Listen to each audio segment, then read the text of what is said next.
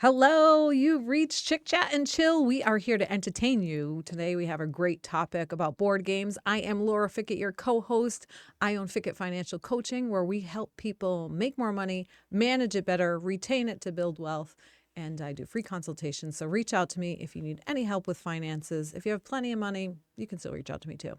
But I'm going to turn it over to Antoinette. Hi, I'm Antoinette. I'm the founder of Pixel This. It's a full service design firm that helps businesses elevate their brand from the ground up. We specialize in crafting everything from logos to packaging and full scale promotions and social media strategies. Whether you're launching something special, you're refreshing your identity, we can help with all that. Our mission is simple: make your brand unforgettable at every touch point. So today's topic, like Laura said, is board games. And I just want to say it was something that it was kind of off the radar for me. And Laura does these amazing things, which is once a month, she does a girls' night in, I guess. Yeah.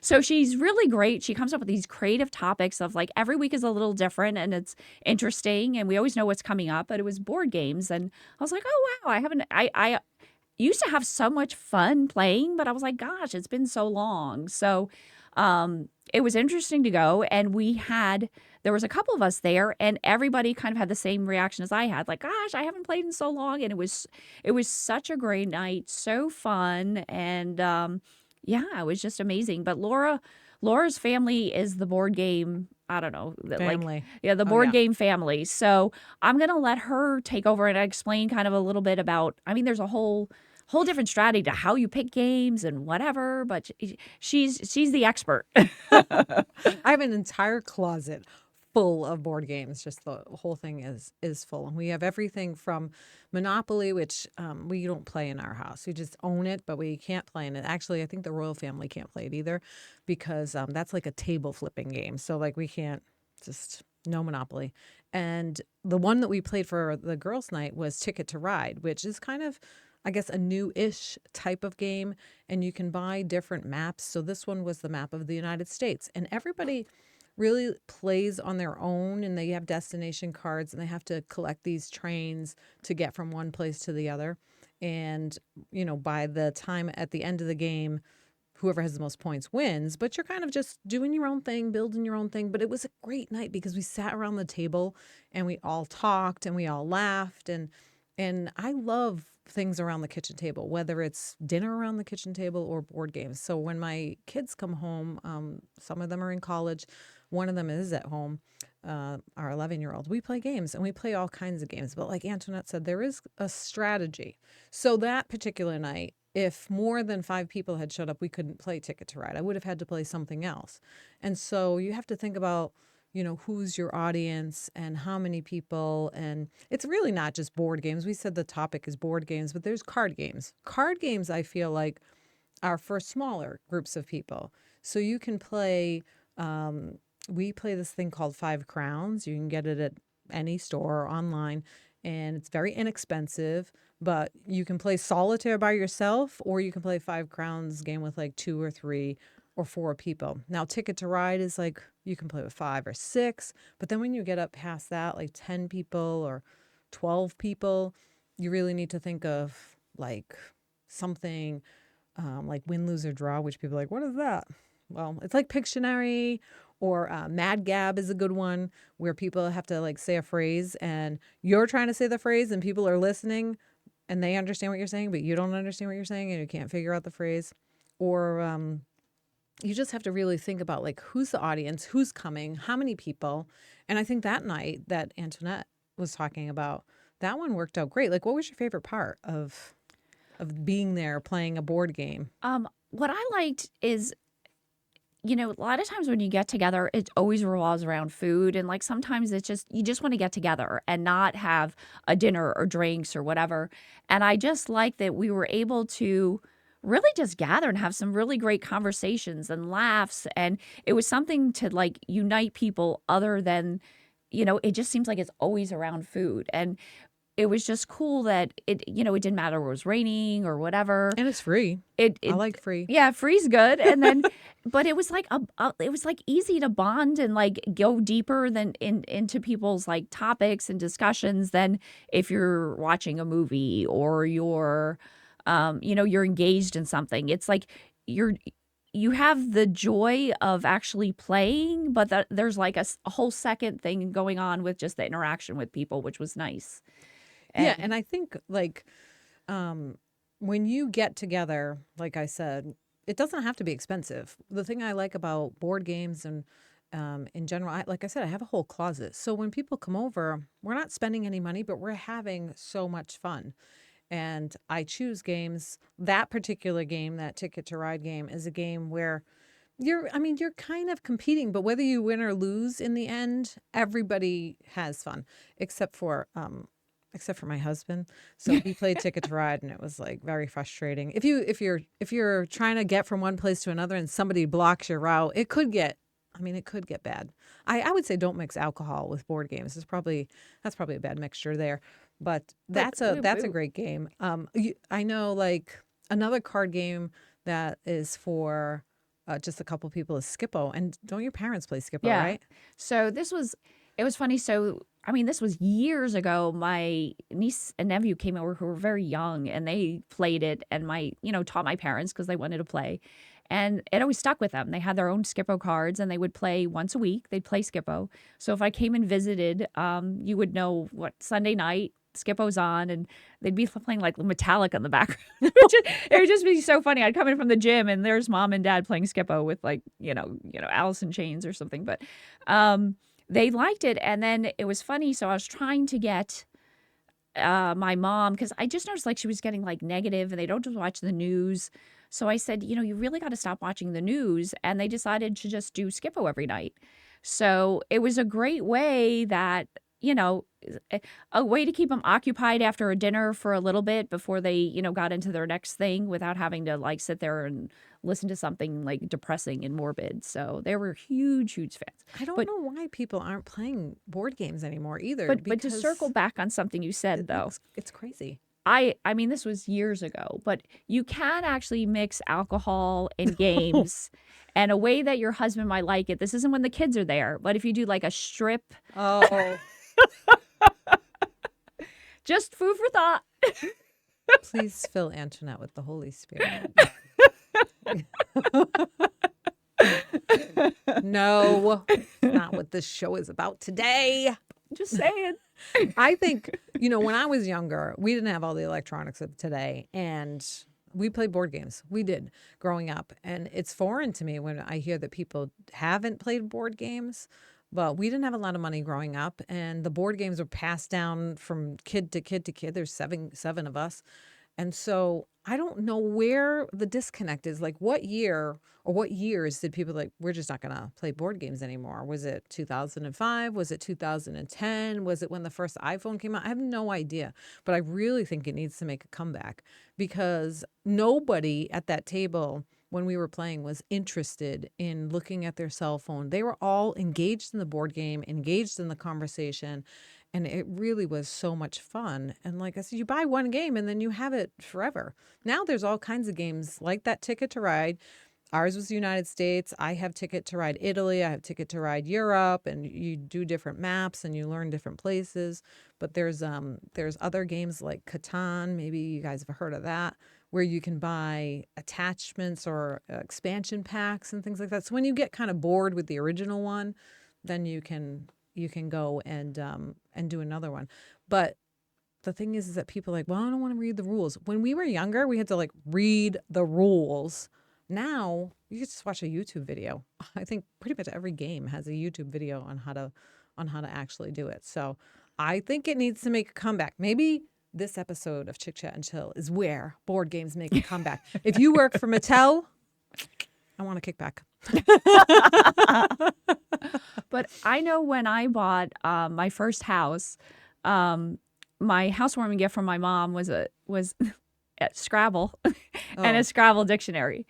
So that was something like my mom just loves Scrabble and she just will like pimp herself out for anyone to play with her. So she used to have this thing where Uh, my for my ex, she would cook him anything like his crazy food that he wanted if she would play Scrabble. So one night we were all playing, and it was funny. So his first name is Dog, So I put DAG? DAG, and I we were playing, and I put his name, knowing a little something. I put his name on the board, and my mom went, "You can't use a proper name," and I said, "No, actually, it has a meaning," and I remembered back in like I don't know, like third or fourth grade. This is how long I've known this guy. So in the library, the teacher was going through meanings of our names and stuff like that, and his was an actual word. So everyone was like princess, or your name means, soldier or fight, whatever. Like nobody had anything, it's all these good things. And then we got to Dog. So his name actually means the poop stain under a lamb's tail. Oh, oh my God. So when we were playing Scrabble, and I told my mom, like, no, it's an actual word. So she looks it up in her Scrabble dictionary, and she just went, "Oh, sorry." Oh man, I'm But- not saying that's why the relationship didn't last. No. It could be like one of the reasons. No. But my point was that sometimes when you're playing games, you get to learn these unique things about the other person that just wouldn't come up in normal conversation. I mean, that just, I didn't even know that word existed until today. And so we've all learned something today about what we call the poop stain underneath the lamb's tail. You can go, "Hey, Bambi, you got some dog." Okay, Bambi isn't a lamb. Let's get our characters over here. This is why I don't play Scrabble. That was a deer. How much do you even get for a 3-word? I don't even think you get a lot of points for that. I think you were totally just giving it, being rude. Yeah, I didn't care if it was a double word score or anything. No, but Well, see, fun things happen when you play board games. yeah. It's true. It's true. Oh my goodness. But For those of you under 25, a dictionary is a book. Google it. No, but there's like so many different things you could definitely play. And I'm trying to think, we went through. What are some of your favorite ones? So I know when I was what was I going to say? We used to be really big into, what was the thing with the wedges and the pies? Oh, Like triominoes? no, it was like the circular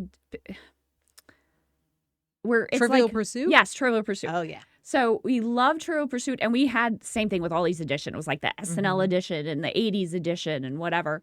And that was just that was kind of a drinking night. Like we would drink and just play. And they even have like video versions of it too, but that was always a fun game. I used to like Life.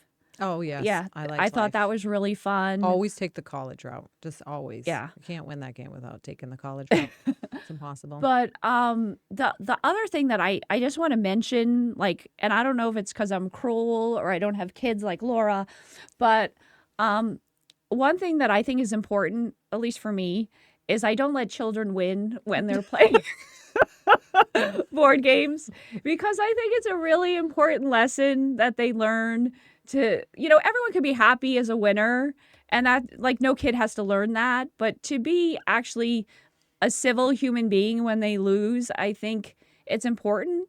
And I had nieces and nephews that I would play like checkers with. So of course I'd win, when they were 2. But then, I tried not to be like in your face, Yeah, and sure I you could did. walk too,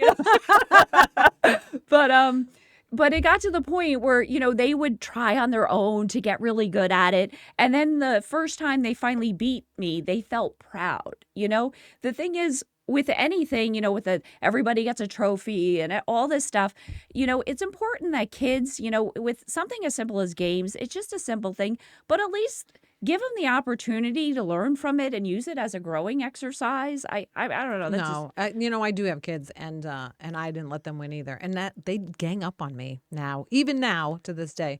But my older son David, he actually put like we were playing chess, and he couldn't beat me. So then you're right, he went and he downloaded an app on his phone and was practice chess, so that he could eventually beat me. And so it made him a better chess player because he had to rise to a different level. And so I really do think it's important. And, you try to teach them to be good losers as well as good winners. But, there are certain games it's just impossible. Like I said, Monopoly. I mean, we played Monopoly. You can play it like on Xbox now, and we don't play by the rules. I think that's probably part of the problem because we were playing on Xbox and it plays by the rules. I'm like, wait a second.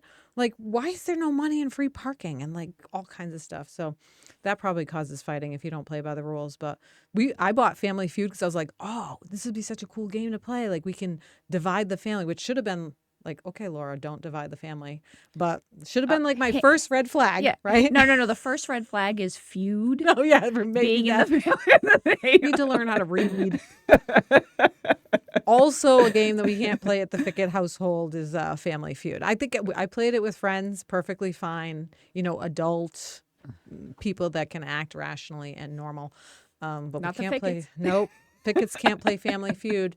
And if any of my kids watch this, they'll be like, yep, Mom, that's absolutely right. But there are some games that are like kind of quasi, if you want to engage maybe the newer generation and they like their phones.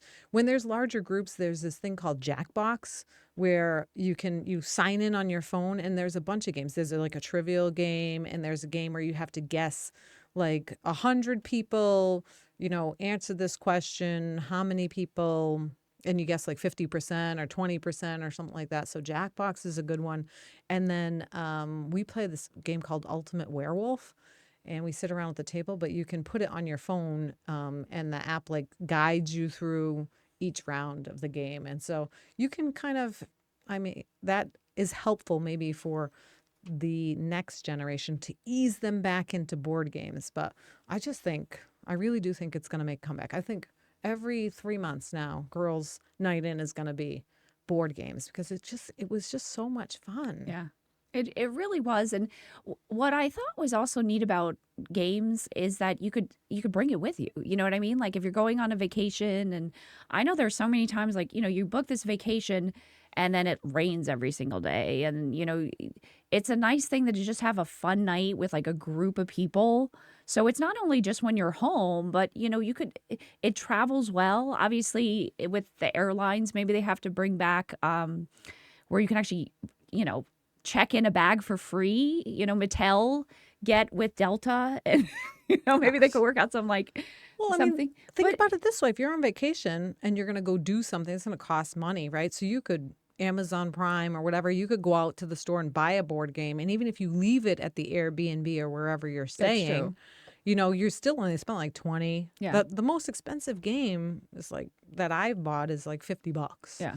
for like Catan or something like that. So you could still buy it and Yeah. leave it for the next people to enjoy. Yeah, because like a lot of times you pay for this room and it has this gorgeous view and whatever, and then it's just a place to hold your clothes while you go out and do other things. Where some of the nice things of like living in that is actually spending some time doing just quality bonding, in those type of things. So I think it's really cool. Or even if you're traveling in the car, I mean, kids can play cards amongst themselves. I just feel like nowadays kids are so stuck to their phone where they'll even text each other sitting next to each other, Oh, which it's I think is crazy. ridiculous. Like I see that at family occasions where there's 3 kids on the couch and I'm like, why don't you guys interact together? Like they're like, we are, but they're all staring at their Ugh. phone, and it's ridiculous. Like, Or so restaurants, you see yeah. people like sitting just two people at a table and they're both on their phone. You know what? You should bring the cribbage board and some cards and you play before that appetizer gets there. Yeah. No, but actually there's this one place that me and my ex would go to. So a lot of times after dinner, rather than having dessert at the restaurant, we used to have it elsewhere. So sometimes we used to go to this bookstore, and on all their tables they had a different game. So like one might be a checkerboard and you could either play checkers or chess, or one might be backgammon.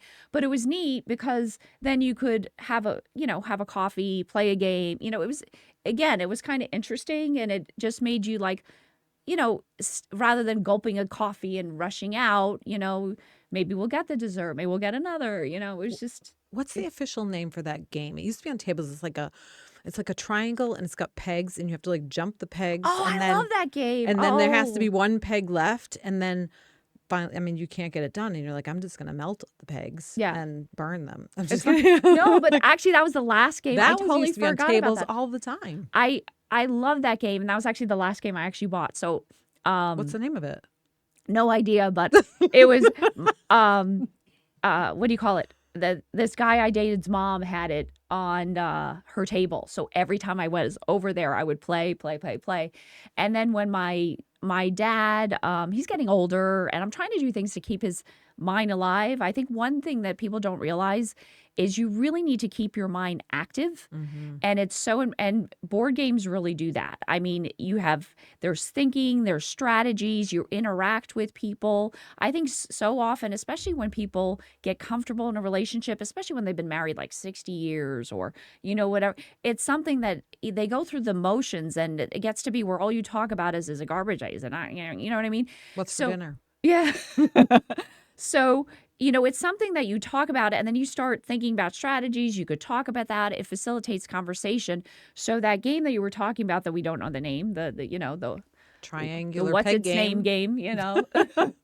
I bought him that because I thought it was an interesting way that, so him and my mom now, do that every so often. Like if my dad's like, dinner was supposed to be on at 5, it's like, here, play this. Entertain yourself, honey. Yeah.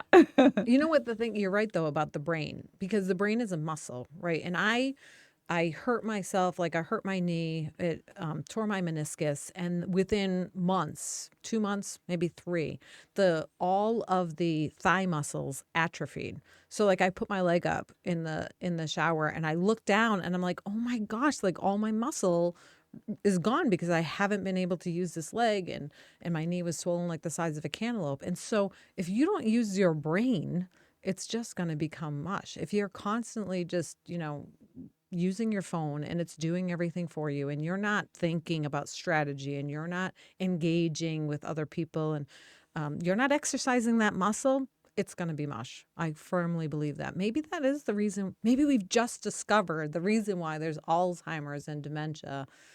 I don't have any. Maybe it's just a piece as to why there's Alzheimer's and dementia. I don't know. But I do think you do have to use your brain, especially some games more than others. Like chess, when I play chess, I have to think like 5, 10, 15 moves ahead. Okay, if I go here, then they go here. And if I go, then I go there.